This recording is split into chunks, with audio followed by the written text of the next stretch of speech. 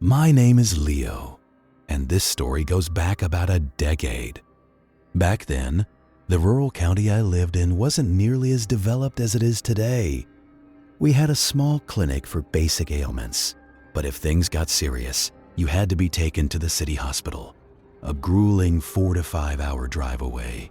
In those days, I ran my own private transport service with an old Ford Econoline van I'd converted myself. It was no modern ambulance, no fancy machines or flashing lights, just a stretcher, a first aid kit, and a prayer. It was how I made a living. People would call, and I'd take their loved ones to the city. Sometimes it was an emergency, sometimes just a checkup. I might go 3 days without a single call, and then get 2 trips in one night that would cover me for the month. People were grateful, and their blessings were the best payment I could ask for. I don't do that work anymore. My kids are grown and have their own jobs now, thank God. But an incident happened back then that even today sends a sliver of ice straight down my spine. It was the peak of summer, one of those sweltering nights where everyone in my house had dragged their beds out into the yard to sleep. My phone was charging inside by the fan. The hum of the fan and the ringing of the phone blended together, but my wife must have heard it. She shook me awake, telling me I had a call. Half asleep, I stumbled inside and picked it up. A man's voice, laced with a strange sharp panic, was on the other end. He gave me the name of a town a few miles from my own. He said there was a female patient who needed to be taken to the city immediately. Her condition was bad. Despite my grogginess, this was my job. I never refused a call. I stayed silent for a moment, then said, "Okay, I'm on my way." I quickly washed my face, started the van, and set off alone into the deep of the night. I don't know why, but a strange anxiety was coiling in my gut. It wasn't my first nighttime call. I'd done hundreds, but that night, my heart kept whispering that something was wrong. The silent summons. I told myself it was just the lack of sleep. The road was rough, unpaved dirt tracks, suffocating darkness, with nothing visible beyond my headlights. Around 2:30 or 3 a.m., I finally reached the village. It was dead silent, shrouded in an unnerving stillness. But the address I was given was different. Outside the house, a large group of people, men, women, the elderly, were standing in the street as if waiting for a procession. The moment I stopped, a man rushed forward. "Back the vehicle up to the door," he ordered. I reversed the van, opened the rear doors, and 2 women emerged from the house, supporting another woman between them. She looked to be in her mid-30s, seemingly unconscious. They laid her on the stretcher in the back. I waited, assuming a family member would get in to accompany her. That was standard procedure. But instead, they slammed the rear door shut and everyone just stood there, silent. A few moments passed. The same man walked over to me. "You can go now," he said. I was stunned. "Alone? Isn't anyone coming with her?" He replied, "We've kept her children with us. Her husband works offshore. He was informed during the day. When you reach the hospital, he will meet you there. Just get her to the hospital, somehow." I insisted that at least an older woman should come along. But no, one's expression changed. A bizarre, tense silence hung in the air. It felt like they were all in a desperate hurry for me to just leave. I still remember that scene vividly. So many people, yet not a single voice. It was as if they all shared a single unspoken fear. I took a deep breath, said a prayer, and started the engine. The van bounced violently on the dirt track. After a while, I started hearing a sound from the back. It was the woman. A pained noise, but it wasn't like any patient I had ever heard. It was a strange, low ooh sound, continuous and rhythmic. "Hang in there, sister. We'll be there soon," I called out, trying to offer some comfort. In response, she just made that same odd sound, as if she wanted to speak, but the words wouldn't form. The road was desolate, lined with dark, imposing trees. I kept glancing at the rearview mirror to check if she was breathing. Her chest was rising and falling, so I told myself she was alive. But the unease was growing into a real cold dread. Why was that entire village awake, yet no one dared to come with her? The stop. About an hour and a half later, I finally hit the paved highway. A short while after, I saw a grimy, all-night truck stop diner and pulled over. I desperately needed to use the restroom. Parked nearby was a pickup truck with a man sitting on a bench sipping tea. Next to him, on a thick chain, was a large, mean-looking German shepherd. I paid them no mind and headed inside. I was still in the restroom when I heard the dog begin to bark violently. But this wasn't an aggressive bark. It was a sound of pure terror. It was shrieking, as if it was afraid for its life. The owner was shouting at it to be quiet, but the animal was frantic. I hurried outside, and the scene before me froze me in my tracks. The dog was near my van, but it was cowering, backing away as it barked in absolute fear. Its voice was a mix of fury and horror. And in that same instant, I saw her. The woman in the back of my ambulance was slowly, silently sitting up. I stood there, paralyzed, my eyes darting between two things: the woman sitting upright inside my van and the terrified dog barking at her. The dog kept scrambling backward. It would lunge forward to bark, then retreat as if struck by an invisible force. Its tail was tucked, its ears flat. This wasn't an attack posture. It was clear, undeniable fear. My heart hammered against my ribs. I tried to reason with myself. Maybe the dog was just startled. But a voice deep inside me screamed that this was not normal. The dog's owner rushed over to me. He spoke in a low, urgent whisper, his eyes refusing to meet mine. "Brother," he said, his face grim, "take that thing and get out of here, now." Before I could even form a question, he backed away. I summoned my courage and walked to the van's side door. I opened it. "Ma'am, are you all right?" She was sitting perfectly straight, her head slightly bowed. She looked at me, but her eyes were empty. No pain, no panic, just a vacant, hollow stare. That's when my eyes fell to her hands. Both of them were bound together tightly with rope. It felt like an electric shock shot through my entire body. You don't tie a patient's hands like that. 1,000 questions exploded in my mind. Was she a psychiatric patient? Were the ropes to restrain her? But then I remembered the villagers' faces, their silence, their fear. I was about to ask her something, but she made a strange sniffing noise, like someone tasting the air, and then let out a low, guttural hum. Whether it was an answer or something else, I'll never know. I slammed the door shut, scrambled back into the driver's seat, and floored the accelerator. I didn't look in the rearview mirror for the rest of the drive. The silence from the back was somehow more terrifying than the noises had been. When I finally screeched to a halt at the city hospital's emergency entrance, a man, pale and shaking, was already waiting. The husband. He ran to the back of the van as I fumbled with the keys.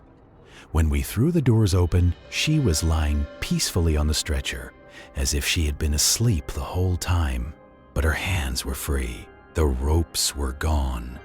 And a strange, cold, earthy smell, like damp soil from a deep grave, hung heavy in the air. I never drove alone at night again. My only thought was to get this over with. Back on the road, she didn't lie down immediately. She sat for a while, then slowly eased herself back onto the stretcher, her lips moving silently. I tried to console myself. Sick people often pray. But minutes later, a strange sensation began. A profound coldness bloomed at the base of my spine, like an icy breath on my skin. The chill crept slowly up to my shoulders, and my arms began to feel heavy, numb. I gripped the steering wheel tighter. It's just panic, I thought. Exhaustion? But the numbness intensified. It felt as though my hands were no longer my own, the sensation fading with every passing second. When I glanced at the rearview mirror again, a heart-stopping sight awaited me. She was slowly sitting up again. I watched her from the corner of my eye, trying not to make it obvious. She was chanting something, her lips moving rapidly. And now, for what I am about to describe, if you are faint of heart, I suggest you stop listening. She suddenly leaned forward slightly, turned her face towards me, and exhaled a long, slow breath, like a puff of cold air. A jolt of absolute cold shot through my body. I froze. She had no idea I was watching her. After a moment, she leaned back, resumed her silent chanting for a few seconds, then leaned forward and blew that icy breath again. I could now clearly feel that each time she did this, my hands grew number, making it harder and harder to grip the steering wheel. My mind was a whirlwind of desperate rationalizations. It's a hallucination. It's fear. It's fatigue. But my body was telling me a different, more terrifying truth. The fear was real now. I began silently reciting prayers in my mind, my throat too tight to make a sound. After a few minutes, I felt the numbness recede slightly. I risked a glance in the mirror. This time, her expression had changed. It was one of pure annoyance, as if she knew I was fighting back. Her lips stopped moving, then started again. Faster this time, her face was contorted with a strange displeasure. She leaned forward one last time and blew with all her might. I didn't stop my prayers. My only goal was to reach the hospital. I floored the accelerator. The road was empty, the night growing deeper. There was nothing, no one, for miles. I knew if I stopped the van now, I would never find the courage to start it again. After a while, her movements slowed. She leaned back against the side of the van and lay down. For the first time, she spoke in a clear, soft whisper that cut through the engine's noise. "You were lucky this time." And then she fell silent. An eerie quiet filled the van. No more strange sounds, no more labored breathing, no more movement. Only the hum of the engine and the constant drone of the tires on the asphalt. But the fear that had taken root in my soul was not going anywhere. My entire focus was on one thing: getting to the hospital. I glanced in the mirror again and again, but now she was perfectly still, almost lifeless. A part of my mind tried to find comfort. Maybe the pain had subsided. Maybe she was finally at peace. But another, louder part screamed, "If she's better, why isn't she moving at all?" The distant glow of city lights appeared on the horizon, the first sign that I might actually survive the night. About 45 minutes later, I screeched to a halt outside the hospital's emergency entrance. A man was pacing frantically outside. He rushed towards my van the moment I stopped, his face a mask of anxiety, his eyes red and raw. He didn't ask a single question, just yanked the rear doors open. Hospital staff arrived with a stretcher. As they went to move the woman, I saw she was completely limp, a dead weight, For a second, I wanted to shout. She sat up. She spoke to me, but I stopped myself. I wasn't a doctor. It wasn't my place. They wheeled her inside. I parked the van and slumped onto the seat, my body exhausted, my arms still tingling. Slowly, the feeling returned to my limbs, but my mind was still trapped on that dark road. A while later, the same man, her husband I presumed, came out, sobbing. He walked up to me. "Brother, how much do I owe you?" Seeing his state, I felt wrong asking for money. "It's okay. Don't worry about it," I said. But he insisted. I reluctantly told him the amount. He handed me the cash, his hands trembling violently. I couldn't help but ask, "What happened? How is she?" He looked at me, his eyes hollow, and spoke the words that will echo in my ears until the day I die. "The doctors? They're saying she passed away more than an hour ago." The blood drained from my body. My mind reeled. I saw her breathing. She sat up. She spoke. I was speechless. The man walked back inside, and I was left standing there, rooted to the spot. My mind refused to accept it. If she was already gone, then who or what was in the van with me? The thought then occurred that they would need to transport the body back to the village. But I knew with absolute certainty that I didn't have the courage to make that journey again. I quietly got into my van, started the engine, and drove away. The return trip was lonelier, and the fear was different. The road no longer felt empty. It felt like something was traveling with me, just out of sight. He had driven a truck full of produce from the capital, a truck that belongs to my uncle. My uncle, I should mention, owns a fleet of about 15 rigs that transport goods across the 3 major provinces. Worried about his driver, my uncle called me and asked me to check on him. He said to call Ustad and have him stay with me until the situation calmed down. I did as he asked. The next morning, we had breakfast and went to my shop. The city was on edge. Some shops open, some shuttered, but life hadn't stopped. That night, after dinner, we were playing a board game to pass the time when the conversation turned to road stories. Ustad, being a veteran with over 20 years behind the wheel, had plenty to share, but when he got to one particular story, his tone shifted. "Alex," he said, the room falling silent, "there's one incident I've never been able to forget." He told us that a few nights earlier, he was driving from the capital to Bristow, his truck loaded with vegetables. He crossed the 0-point checkpoint around 4 p.m. At first, the journey was routine. He was alone, music playing softly, the drive along the coast easy and smooth.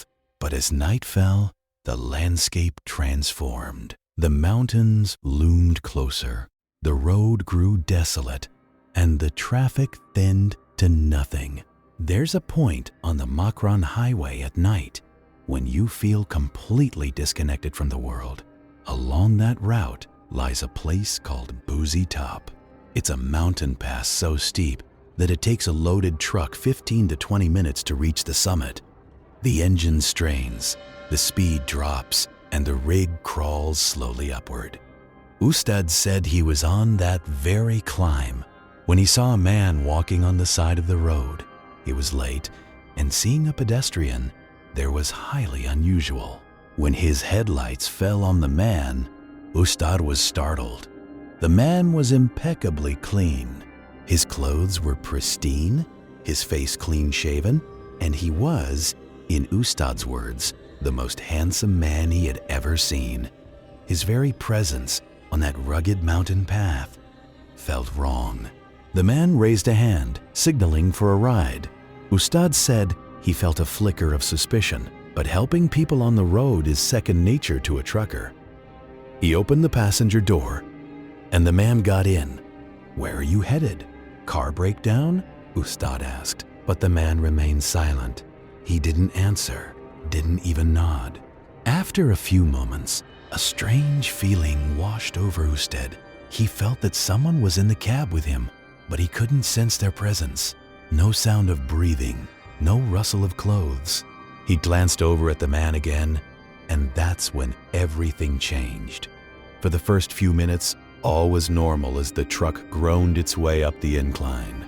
There were only 3 sounds: the heavy roar of the engine, the wind whipping against the mountains, and the steady beam of the headlights cutting through the darkness. He tried to start a conversation again, but the man sat perfectly still, his gaze fixed on the road ahead. Then, Ustad said he felt the temperature inside the cab suddenly drop. The windows were closed, but a chill crept over his hands. He dismissed it as the mountain air. The truck crawled upward. At this low speed, every detail felt magnified. He looked at the man again. At first, nothing seemed amiss. Then, he felt a jolt of confusion. Something about the man's face was changing. He blinked, thinking his eyes were playing tricks on him, but in the next moment, his heart hammered against his ribs. The man's nose was slowly, impossibly, getting longer. At first, the change was so subtle, it was hard to believe, but within seconds, it became undeniable. The nose stretched further and further until it was nearly touching the windshield. Ustad said in that moment, he couldn't scream, couldn't make a sound. His body was paralyzed with a cold, absolute terror. A choked scream finally tore from his throat. The truck jolted to a halt. The engine, still running, stalled in the middle of the road. He shut his eyes and prayed. When he found the courage to open them again, the man was gone. The passenger seat was empty. The door was closed. Outside, there was only the mountain, the darkness, and the silence. But now, that silence was punctuated by a new sound: laughter, a high-pitched echoing cackle that seemed to reverberate from the mountains themselves. It lasted only a few seconds, then vanished. Ustad, his hands trembling violently, threw the truck into gear and sped away, not daring to look back. He didn't feel a shred of relief until he saw the distant lights of a security checkpoint. He pulled over and a guard approached. "What's the problem?" Ustad was so terrified he couldn't speak for a few moments. He asked for water and then told the guards what had happened. They exchanged glances. One of them said, "You're tired. The mountains can play tricks on your mind." It seemed plausible, but Ustad knew what he had seen was no illusion. After a short rest, he continued his journey, but the real test was yet to come. The rest stop. The night had grown deeper when he approached the town of Ormara. He spotted a small, dimly lit roadside diner. It wasn't busy, just a few lights glowing in the oppressive darkness. He didn't stop for food, only to rest his frayed nerves. The wind howled strangely around the diner's wooden roof, carrying the damp, salty air from the sea. He decided to perform his prayers, hoping it would bring him some peace. He spread his shawl on the ground and began. The first 2 cycles of prayer went smoothly, and a sense of calm began to settle over him. But as he raised his hands for the 3rd, he heard footsteps behind him. He tried to ignore them, but they came again, slow and deliberate, drawing closer. He fought the urge to stop, continuing his prayer. Out of the corner of his eye, he saw an old man leaning on a wooden staff, standing near his truck. The man then began to walk slowly towards him. The memory of the first encounter flooded his mind, and his heart began to pound. But he was determined to finish his prayer. The man came and sat down directly in front of him. Ustad's fear was so intense, he lost track of where he was in his prayer. He finished somehow and bowed his head, his heart thumping in his ears. He knew someone was sitting before him, but he couldn't bring himself to look up. Finally, he slowly raised his eyes. The old man was indeed there. His face was a web of wrinkles, but his eyes were unnaturally calm. There was no smile, no anger, just a profound seriousness. Ustad didn't know if he was more terrified or bewildered. "Who are you?" he cried out. "What have I done wrong? Why do you keep appearing before me?" He said he wasn't crying from fear alone, but from the shock of it all. For 20 years he had driven this route without incident. The old man watched him in silence, his gaze unwavering. Then he slowly rose and came closer. Ustad's hands began to tremble as he recited holy verses under his breath, bracing for the worst. But what happened next was the opposite of what he expected. The man stood behind him and gently placed a hand on his head, then on his shoulders, as if comforting a weary traveler. He then moved to Ustad's feet and began to lightly massage them. Ustad said he couldn't tell if he was dreaming. The fear was still there, but it was mixed with a strange weakness, as if all the strength was draining from his body. "Who are you?" he managed to ask again. For a moment, there was only silence. Then the man spoke, his voice soft but clear. "I am not human, nor am I from the jinn. I am from another creation entirely, a place you people cannot even imagine." After hearing those words, Ustad said it felt like a roar erupted inside his head. Darkness consumed his vision, and his body gave out. He fainted. He didn't know how long he was out. When he awoke, it was nearly dawn. A cold wind was blowing. He was lying on the ground, surrounded by a few men. 2 other trucks were parked beside his. One of the men, a local, asked him in a regional dialect, "What happened to you? Why were you sleeping out here without a blanket?" At first, Ustad was disoriented. Then it all came rushing back. He looked around frantically, but there was no sign of the old man. He told the men what had happened. They listened in silence. Then one of them said, "God saved you." Things like this are sometimes seen on this road at night. They don't harm everyone, but they certainly frighten a man. They helped Ustad into one of their trucks, while another man offered to drive Ustad's rig for a while. The light of dawn was slowly spreading, and the terror of the night began to recede. But the weight in his heart remained. After a few miles, he took over his truck again. He said that after that day, he never drove through Buzi top alone at night.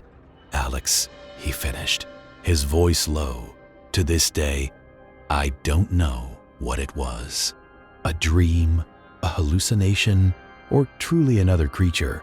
But one thing is certain, I have never, ever given a stranger a ride at night since." The board game lay forgotten. That night, I couldn't sleep either. My mind lost on that desolate stretch of the Makran Highway, the Narration road trip. My name is Nathan, and I'm from the city of Faisalabad. This happened during a summer break when I was about 17. For weeks, my friends and I had been planning a trip up north, and we finally decided on the Narration Valley. It was me and my 3 closest friends, Leo, Sam, and Chris. We booked a Toyota Fortuner with a driver, making us a group of 5. We set off from Faisalabad around midnight, buzzing with excitement. We had snacks, drinks, and a playlist ready. The initial hours were filled with laughter and jokes, but the long road and the late hour eventually wore us down. I remember looking out the window one last time at the pitch-black road before I fell asleep. When I woke up, we were near Narration. It was morning. The crisp mountain air and the stunning scenery washed away all our fatigue. Our hotel was pre-booked, but there was something odd about it. It was situated away from the main town in a more isolated area that became completely desolate at night. We spent the day exploring, taking pictures, and sitting by the river. By evening, we were exhausted. Back at the hotel, around 11 p.m., everyone was ready to crash, but I'm stubborn.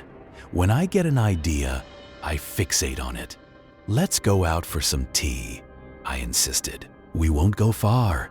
At first, they all refused, but I eventually wore them down. The driver offered to come, but we told him it would only be a minute. Just in case, I sent him our live location. Even then, I felt a strange grogginess, as if my mind wasn't fully present. Today, I believe some decisions aren't truly our own. They are made for us. As soon as we left the hotel, the place felt entirely different.